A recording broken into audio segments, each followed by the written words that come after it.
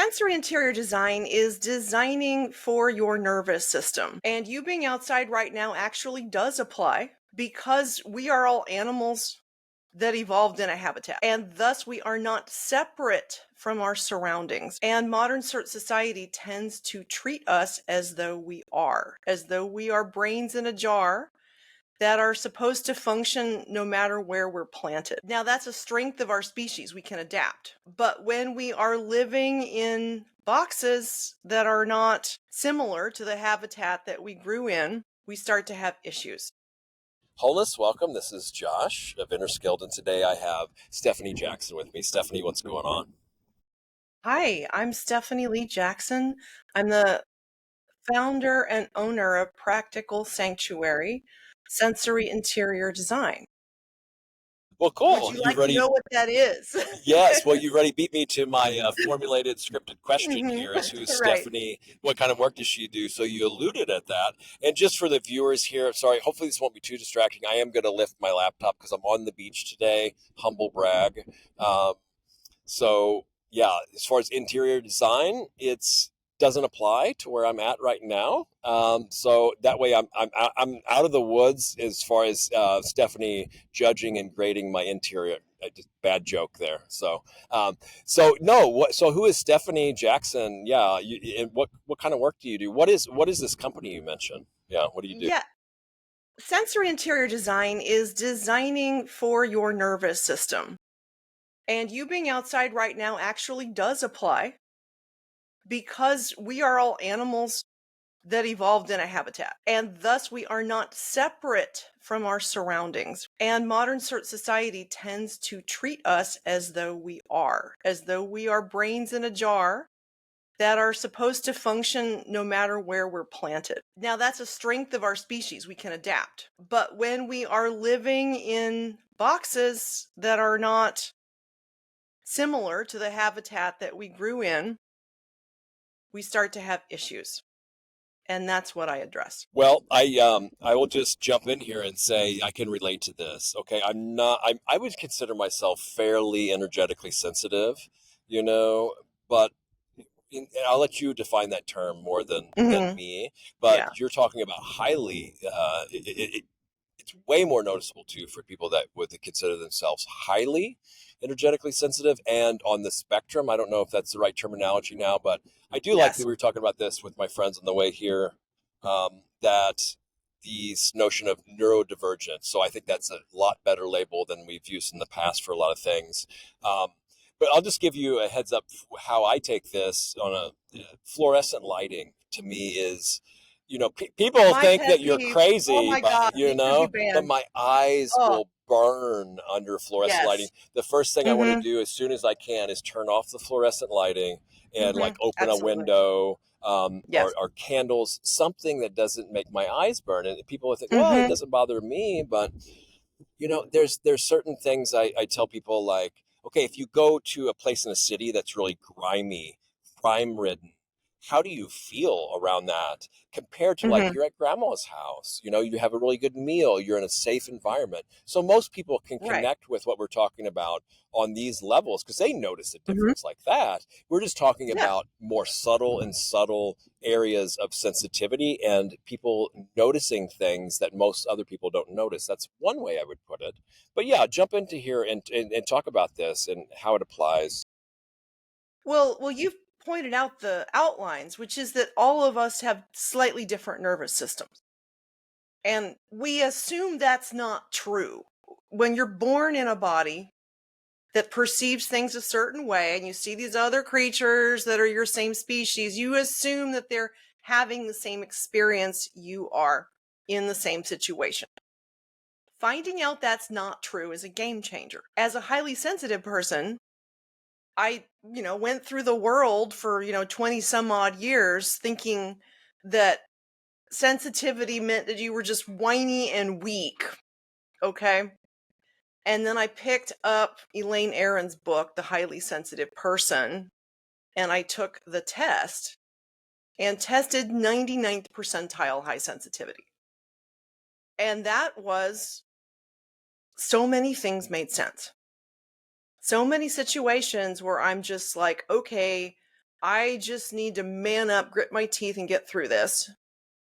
Because if I complain about the fact that I'm exhausted, that I'm drained, that I'm soaking up everyone else's feelings, feeling responsible for everyone, that the music is too loud, the lights are uncomfortable, I'm just being weak.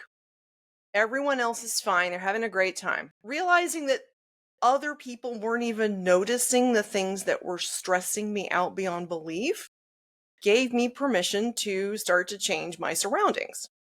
I didn't have to stay at the club past midnight. I could go home. I could turn off the fluorescent lights. I could turn down the music. I could say, look, I just don't really like motorcycles or punk rock. That's fine, right? This is a really good point. And I mean, this stuff becomes more and more obvious, I think, to people with spiritual practices too, because so much gunk, at least in my experience, got cleared out. And then I think the levels of perception increase too. Mm-hmm. Perception becomes more malleable, more highly attuned, more proficient. And so just noticing more and more things. And so on more and more subtle levels too. So I don't think this is any big shocker to people that have a really deep meditation practice in too. No, But no. it really only applies when we're trying to educate just your standard average Joe. That's sick Joe six pack. Not that there's Well, anything wrong with these things, Joe Sixpack isn't listening to this. But Yeah, let's talk. exactly. So Yeah, that's right. but Yeah, Josh, let's talk about what's happening on a sure. neurological level when you're Okay. meditating. Your brain is not a reality detector. It's a survival machine. And you are going to focus on things that will kill you, things that will keep you alive, things that will enable you to procreate. That is how your brain is constructed. When you are meditating, you are bypassing the neurological loops that are focused on those things. You are literally opening and thus expanding your consciousness. That is not mystical, that is biological. And it is potentially dangerous because you are thus not focusing on the thing that's going to kill you. Something could come along and just snap you up. We have to be physically safe enough to be able to even start to do that. It's a really good point, because that's what I like about meditation, because usually it's most places are there like a secure, safe place to meditate, Mm-hmm. at least if you're going to do it you can know. Yeah, I would definitely advise people that they need to feel safe physically before they go in. Then there's a whole nother level within, so this negativity bias you're talking about, it's another challenge, because now we don't have like a lot of real physical threats. This is how challenging it can be. Like, we don't have to really, most of us, I would say, don't have to worry about that tiger leaping out and walking down the street and killing us, right? We don't have to, but we have these different things that we have a negativity bias towards. I mean, like these kind of abstract, am I going to have enough money to survive? Yeah. Like, what is this cognitive dissonance that's happening where I feel, when we look at political issues and different programs running and things like that. So we have all these new areas in the massive amount of information that's coming at us sometimes too, and Right. overwhelm. So it's a whole, because we still have this negativity bias, and it serves us well, right? It's served us well for Yes. so long to Yes. survive and stuff like that. So we shouldn't disregard this. We just have to realize Absolutely not. what's operating, and we take what steps we can in our environment to be healthy and supportive. Now, I will ask you more of a challenging question. Do you think, how do you deal with somebody that maybe comfort zones, right? So growth happens outside of comfort zones, but however, there's the opposite end, where some people are always on edge, always frazzled, that they need to find a comfort zone and maintain it. So it's about, I think, identifying, how far we are into another, how much are we clinging to the edge, on the edge, and we need a comfort zone, versus how much are we like a hermit and can't get out of our comfort zone in a way too. How do you view this? Well, okay. So first of all, people who are highly anxious, anxiety is their comfort zone. That is how they've stayed safe. It is adaptive response to having grown up with some trauma, largely. So what I do is help people find a down-regulated comfort zone, which then allows them to expand their consciousness because they can take down the anxiety. And second of all, it's a collaborative process. I don't work with people who don't want to work with me. I say, look, like I can help, and this is a participatory thing. It's collaborative. So I'm not going in and trying to change people. In fact, what I say is I specifically will not try to change you. What I will help you do is be more you. Be more grounded in yourself and start to notice yourself and your own nervous system and tune your environment so that it is reflecting the truer, more authentic self back to you so that you can settle into that comfort zone. Very cool. Yeah, that's a beautiful approach and a very practical one too, helpful one, non-invasive, I think, as well. So let's get into the specifics here about what you do. I mean, people know about Feng Shui a little. I actually don't know too much about it, but from what I understand, overgeneralization, it's been based on the principles of nature, right? So I'm here. I immediately feel my nervous system go barefoot on the beach, the ground. I immediately feel more in my body, more grounded, more centered, it's so much easier for me to feel relaxed and nourished when I'm in nature. But there's a possibility to take that inside, like you're saying, and other things, because I just think of my now ex-partner for like 3 years and how pristine and amazing every little part of where we lived was.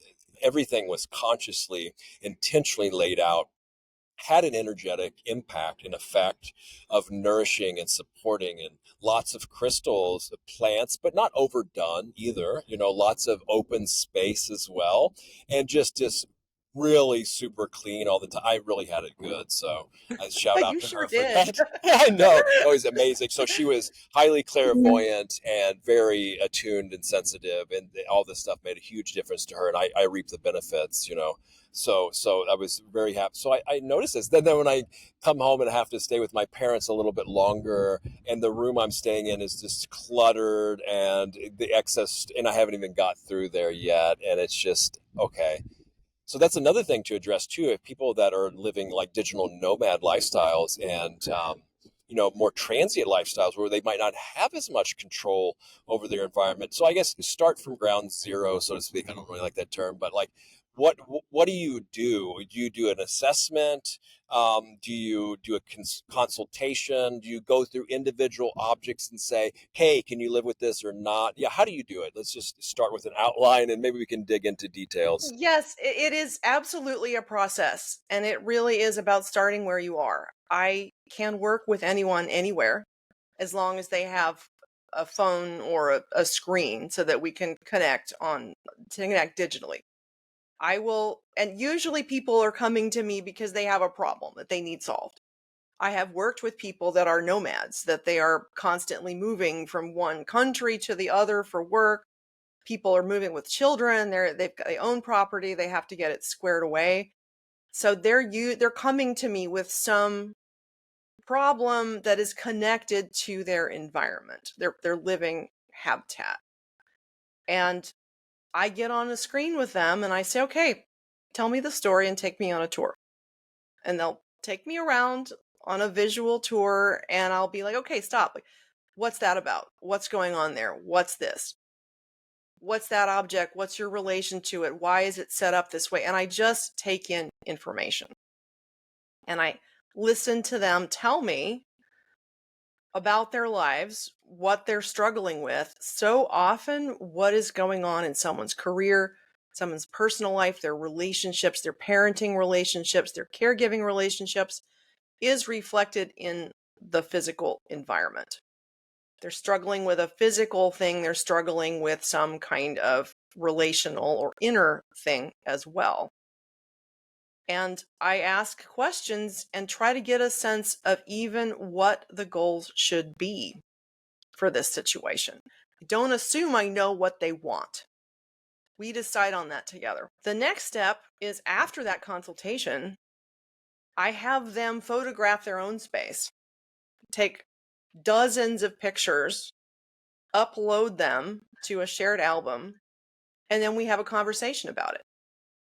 And the reason I do that, aside from being able to like talk concretely about things, is that the act of taking a picture of your environment is a process for getting some distance.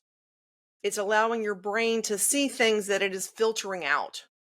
It's framing. And so that's the first step. Okay. And then we collaborate on what the next steps are going to be. We look for high return on investment interventions. If the paper's out of control, we get the paper under control first. If the laundry's out of control, we figure out a flow path for the laundry. If the layout isn't working, I draw up a layout app and I'm like, okay, how about this? What do you think? And we start big, and then we get more granular. Well, cool. It sounds like a really cool practical process. And I guess maybe the other thing to ask here around this is like, what are there some common themes you see, and what people are struggling with, and some commonalities, and then also maybe give some examples of specifics of like what have been some of the specific challenges, and then what you've done to address them. That's such a huge question, Josh. Just Okay. pick something Yeah. at random, or like what's Uh-huh. popping up right You now, say whatever you'd common like. Yeah. themes. I come back to boundaries. Physical boundaries mirroring relational boundaries that have gotten out of balance. I would say 80 to 90% of the time, the person that hires me is a woman and they're overwhelmed.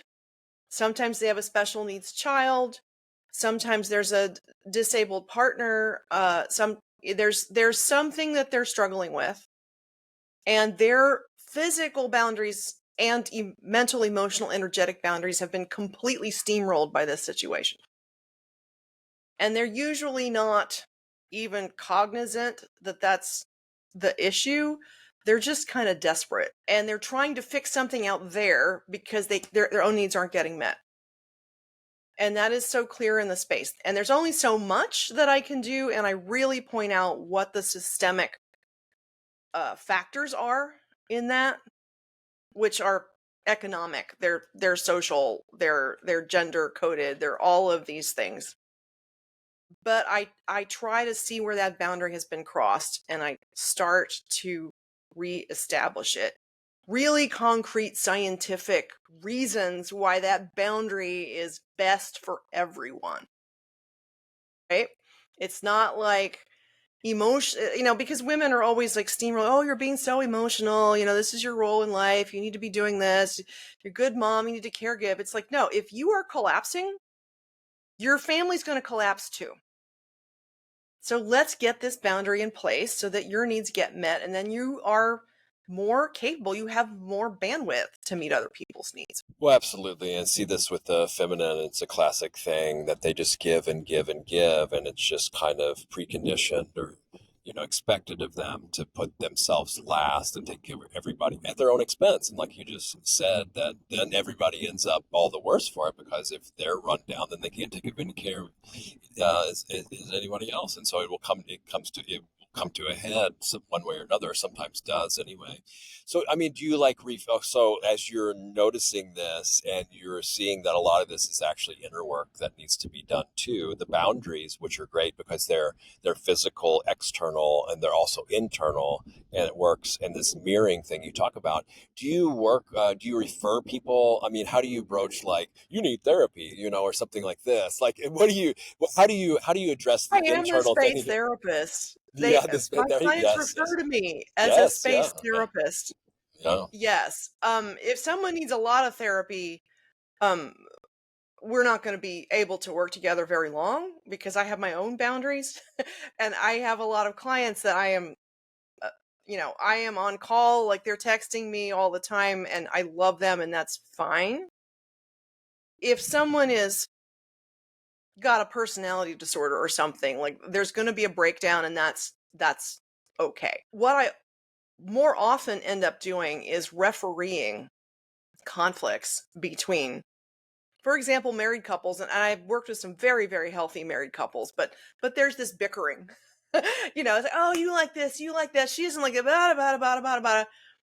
And I will sort of be the referee, and I come in with a background in art and in neuroscience and in psychology, you know, and I can point out the principle that is involved in a color choice, a layout choice, a lighting choice. It's like, it's not neutral. I can point out what is actually occurring aesthetically, physically, like in terms of physics, and I can name what's happening, and then that can help establish like where the line actually needs to be without dissing anyone. Okay? I don't want to be taking sides, but I do need to be pointing out, like, okay, you like this and you like that, and what's happening in this situation is A, B, and C, and you see how that's impeding this, and that this is draining from this, and all of those things, and see how this situation over here that you like better. Let me explain what's happening that you're responding to that you like, and let's look at it from that perspective, that it's not just about personal opinion, that there is a dynamic that's happening. And I know that's very abstract, but I also don't want to be naming names.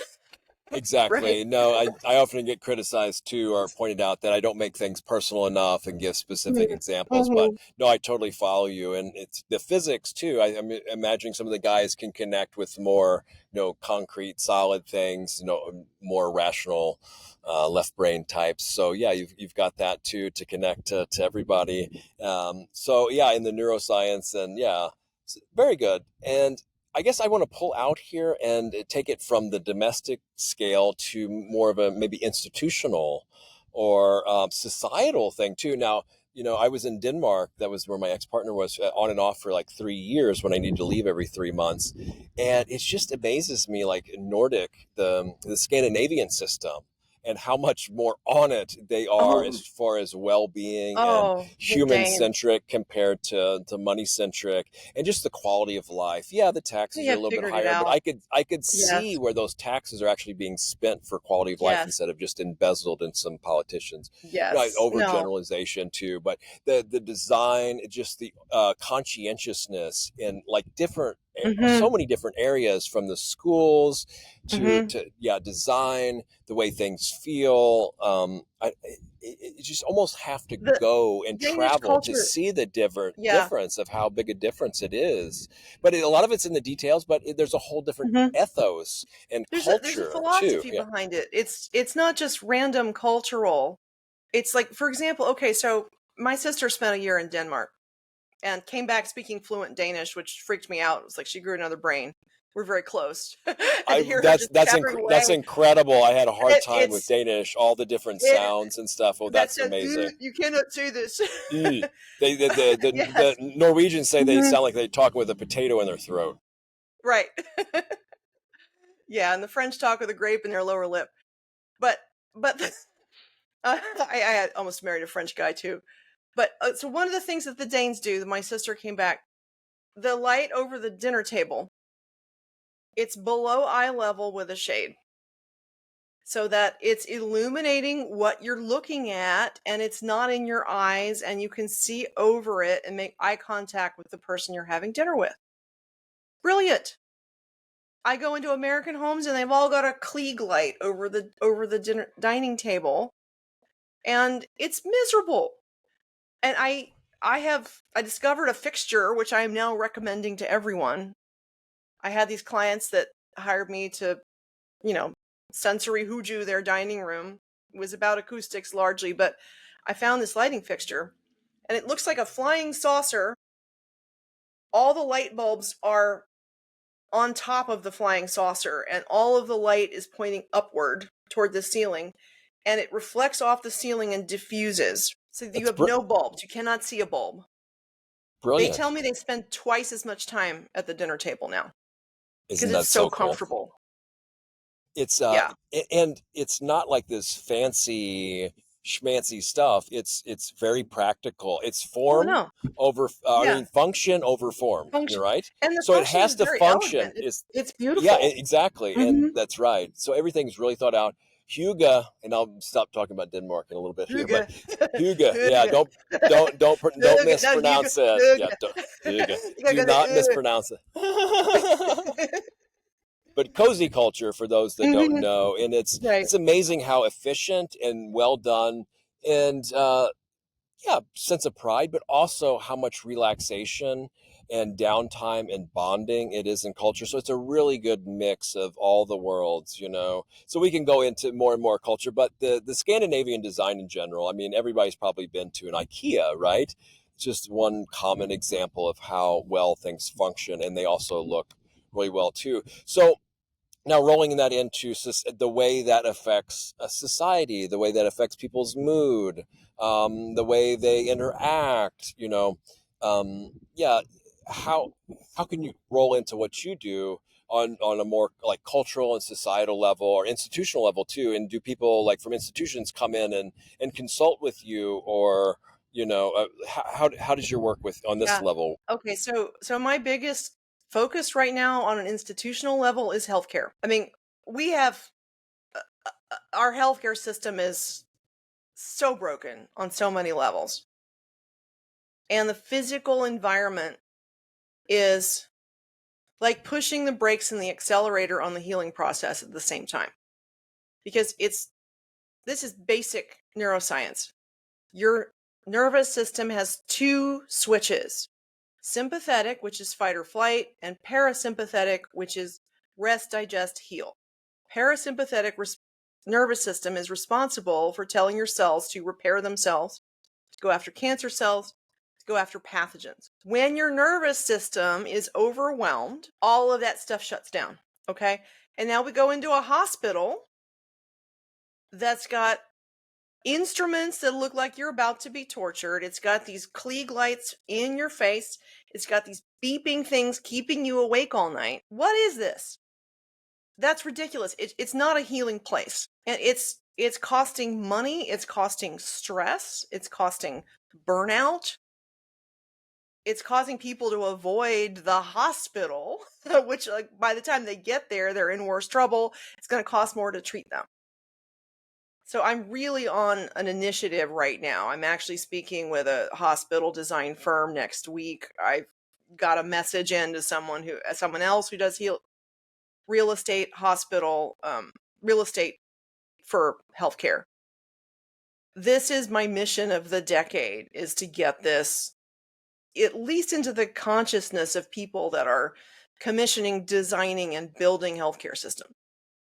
And it's so there's so much money involved, so that's no So excuse that much. there's no money involved. That it's one of the biggest industries now. It's incredible. So what countries do you look at, what countries as far as allopathic medicine? I mean, you go to naturopathic, I mean, they've had it figured out a long time ago, but as far Yeah, as yeah. allopathic hospital systems, traditional Western, you know, pharmaceutically driven or whatever we want to say, yeah, I Well, still yeah, I tell mean, people, I go, different. if I break a bone or something or have to have surgery, of course I'm still going to go to a regular hospital. Of Because yeah, course, yeah. yeah, absolutely. So yeah, Hmm. it needs to be for quality of life for everybody. Yeah, Well, what yeah, do you it's look not on for either models? or. It's not either Exactly. or. This is an Yeah. integrative process. Yes. I mean, our industrial culture likes to differentiate and specialize and go all down all these different paths.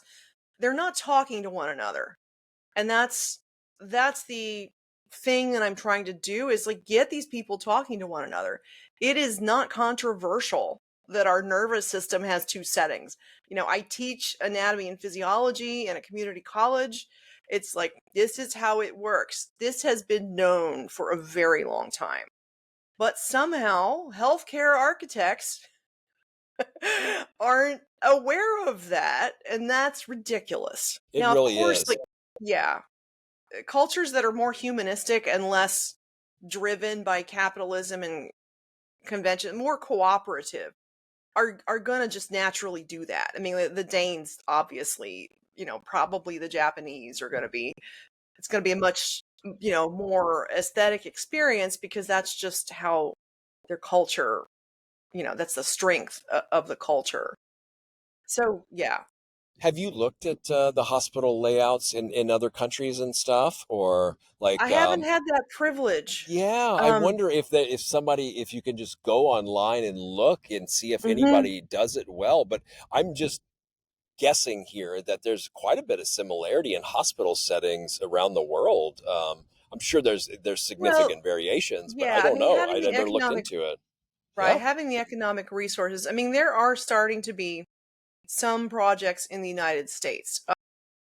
Cleveland Clinic is opening a neuroscience neurological institute in 2027 that's built on sensory design principles. The Mayo Clinic is having an initiative to do this.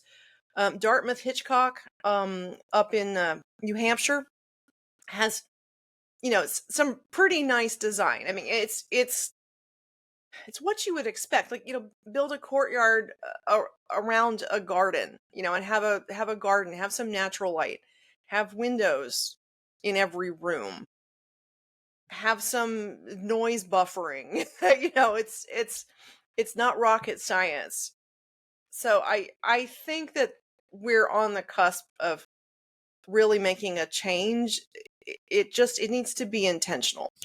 And I guess, how do you instill the importance of this in a societal level? I mean, to you and I, it seems really obvious, It does. because I'm thinking you start on the general level, the most obvious, significant things, but it can go down really into the details. I mean, we don't have to get super OCD about everything, but like, Well, what kind, yeah. you mentioned a few things there. What kind of general advice can everybody implement? And then like the educational aspect of hmm this, I'm trying to imagine talking to boomers, some boomers about this, but that's different. I think maybe the The younger younger generations get generation this gets more it. naturally. Yeah. Um, it's, I mean, the reason that I'm talking with a healthcare architecture firm is because I gave a talk at Autodesk in Nashville, and a millennial heard my talk and does project management for an architecture firm. She's like, "Oh my God, yes, I'm going to bring you into my firm," and she's in there like wrangling the executives. She's like herding the cats, like trying to get me in there. So it's like the young people just get it instantly. I also have a boomer mentor who's been very high up in strategic healthcare for decades that is just opening doors for me. She's amazing. Like, there are people who get it. It's really the mid-career people that don't dare rock the boat because they have too much to lose. That is the block at this point. You do have to make an economic case for it. And the economic case is shorter hospital health stays, really. You know, when people can heal in a hospital, they get better faster and you let them go. But it's not so obvious. There's an upfront cost to retrofitting or to redesigning or adding an extra step or two to the design process. So it really is about getting access to the people who are high enough at the executive level that they are not insecure and they're looking to build a legacy. So you have to be Machiavellian about this. You have to be strategic. Well, you're up against, I mean, I don't want to get too Mhm. parapolitical, but there are those people who say it's a sick care industry and it's in certain Oh, financial best and it interest is. to keep it, to It is. actually keep you in the hospital longer and actually, just do enough to keep you kind of hooked on certain things to keep, and then You offsetting know, one side effect with another. So there is that I don't think argument too. So, you're up against, if that's the case, then you're up I against don't that too. I don't know. I'm not saying that's the that's a case, that's but a conspiracy thing. I mm, don't think it's at all that conscious.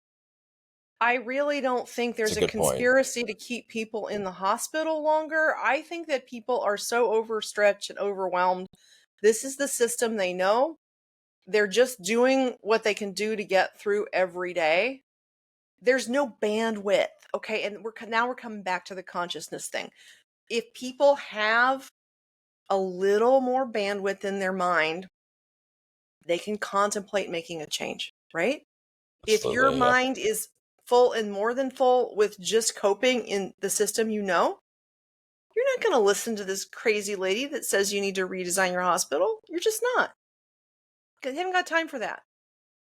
So it's Which just is kind about of carving out that space. Yeah, it's kind of ironic too, because the people in healthcare are supposed to have that space in order to be more mentally, have more Yeah. mental well-being. And Yeah. that's one No, thing that and meditation helps with, is allowing that extra space, for a response instead of a it is. reaction. Yeah. It is. And Josh, I apologize. I haven't listened to enough of your episodes to know if you are one.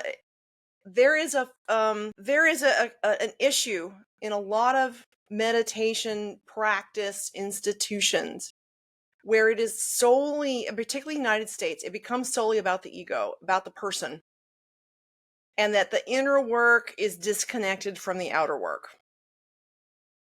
And I having like interacted with a lot of like, you know, like environments and people that got kind of sucked up into it, there is this disconnect between focusing on your own consciousness expansion, going inward, and then going outward and having an influence in the world. That needs to change. That, like, there's no point in becoming more aware if you're not going to use that awareness to connect. And the connection process is where I see a lot of mindfulness institutions and groups really falling flat. I've seen CEOs get real involved in mindfulness when they suddenly had a cancer diagnosis. But I don't see it translating to the mindfulness being like, hey, wait, maybe I should invest a little more of the profit into making this a better experience for millions of patients. It's about me. No, I'm so glad you brought this up, because it is now I would say a classic challenge or issue, when we put it, something to address in especially Western, I'd say, spiritual practitioners. So it's a multifaceted, and I'll just go over it really briefly. So yeah, I hear in my own certain group, there's a challenge for people going really, really deep in retreat in their practice, and then have challenging translating it off the cushion, bringing our practice off the cushion. And that's coming more and more online, and people are realizing this. And even my teacher says this a lot, because you really don't have an understanding. And we'll go into the fine details here. So we're in agreement on that. And there's some traditions within Buddhist circles. That's what the Mahayana are really good at this, especially the Zen tradition, because everything is kind of a meditation, and they put a big emphasis on integration, or actually just real life practice. Everything is the practice, right? Mm-hmm. There's no Mm-hmm. separation really between the No cushion and separation, that. right? So Zen Mm-hmm. does this fairly well. I will not write it all off and criticize everything, because I do feel when we're taking care of ourselves, then everyone else benefits. But like you're saying, so I think there still needs to be a place for really deep individual practice, but then that needs to benefit somehow. And I think it still does. But yeah, I think for your average practitioner, or just getting into it, there needs to be at least an integration on the cushion into the off the cushion. How are we bringing what we've learned and benefited from our practice into our everyday lives? Because otherwise it's just like some kind of like esoteric hobby or something, It's right? just Yeah. self-indulgence. Yeah. Yeah, and Um, that's so that yeah. it can be a misunderstanding. So yeah, we do definitely not want to promote that. We need to constantly ask, how is my practice translating to real world benefit? Yeah, one of the things I say, when we, like you mentioned with the feminine too, when we take care of ourselves, other people benefit. So in some sense, there's that way. But yeah, we don't want to turn it into overinflating ego. That's the exact opposite. There's Yeah. inferior ego, like I'm Yeah. not good enough, I'm never as good as these people, Mm-hmm. which tends to be a lot in meditation circles too. But then you go to the other extreme, like, oh, I'm so much better than them, they're so insignificant, Or I'm so much better. Or comparison I've can see too. transcended my ego. Yeah, exactly. I Yeah, mean, well, you have to have an ego enlightenment to is a remember your competitive name. sport. Yeah, exactly. And people have turned it into a project and a competitive story, which is then you do clear out a regular ego, but then there's a thing called spiritual ego, and that's where I'm struggling with Spiritual, too, or not. yeah, So we spiritual have to. materialism. Yeah, exactly. Chokum Trumpa Mhm. Rinpoche. So to me, it's about integrating the ego too. We integrate Yes. it We Yes. don't need to get Hmm. rid of it. It just doesn't need to be driving the bus all the time. But you need an Right. ego to remember your social security number, right? To walk from point A to Exactly. point B. You can't dissolve it because Hmm. it doesn't work like that. It's not an enemy either. So it's a really good point, and this is kind of a clarion call to remind people that yes, this needs to go into our daily lives as well. That's where it really shines. And what they say, if you think you've had some kind of spiritual attainment, go spend some time with your family. That's where we're oftentimes really tested, as you can Right. attest to with maybe Yes. some of your clients as well. Yeah. Hmm. Hmm. So, Yeah. Stephanie, this has been, I think we should start wrapping up now. This has been fascinating. I really appreciate the work you do and holding Thank me you, to Josh. account and the communities that I serve. No, it's good. The more we can be Hmm. challenged, the more we can be tested in a healthy manner, and that will have a benefit outcome, because we're not doing spiritual practice just for ourselves. We're ideally benefiting everyone if we're doing it with any kind of help, so but not to Well, get I would dragged say down into doing it with overwhelm. integrity. Yeah. And it's like Absolutely. even the word benefit is a little bit subjective. Sure. Um just I prefer the word growth. And Yep. growth is not individual, it's collective. It's expanding the ability to connect and understand. And if you're doing that, you're naturally going to be doing things that benefit other people just as a outgrowth of the practice because you're more aware like that the other has become yourself. And so of course you're going to reinvest the profits in like making healthcare available to all and making it more effective. And when the process is working properly, we shouldn't have to be arguing about this. It's No, just that it absolutely isn't. not. A Not. few other points that came up too is that some of us have a responsibility once we're so far along the path, right, to Mhm. help and teach and help and assist others. And the cultural thing is really big on this too, because some of these practices are new to the West, but in Asian culture they have way more sense of a collective or Collective, communal right. thing. They kind of just relate to the world differently, where in the West it's just kind of naturally individualistic. I mean, there's pros Naturally and cons to each. individualistic. Yeah. There's just there's pros and cons to each, but we have to take this into account too, where we're just not always isolated. Everything is interconnected too. There is no separation at the end of the day between internal and external. Easy for me to say. These Exactly. everything's in. Nothing really exists in a vacuum. So I don't really like the cliche of everything's one, but everything is interconnected and interdependent too. It So we, is. we It see is. that when we go out and interact with the world and our environment and the relationship is everything too, relationships to ourselves. And I'll stop preaching now, but all right, Stephanie, this has been great. I Okay. really appreciate it, and wish you all the best with the Thank you so much, healthcare Josh. endeavor. You have a lot of work ahead of you, I think, and I maybe do. sometimes it won't be all like pulling teeth, but I feel you're going to have a lot of success in this. So why don't you tell people how they can get in touch with you, how they can work with you, what kind of other offerings you have going on, what you want to draw Sure. people's attention to, and leave on a message. Would you like to leave the listeners with? Yeah, sure. You can find out everything about what I do at practicalsanctuary.com. I work with people remotely. I work with them in person. I help you adapt your space to your nervous system. That is with anyone. I have written a book. It's called The Eccentric Genius: Habitat Intervention, Interior Design for Highly Sensitive People. You can get a copy off of my website. It is a manifesto and a how-to guide for why we need sensory accessible spaces and how you can do it, and also how you can use that to expand your consciousness. It is all a consciousness expansion process. And really what I want to leave with is that you know what you need. If you can listen to your own nervous system, you have everything you need. That's all. You're enough. Brilliant, lovely, great reminder. So may all beings everywhere find their most optimal, ideal environments for themselves, others, and for all beings everywhere. And may all beings everywhere realize awakening and be free. Bye.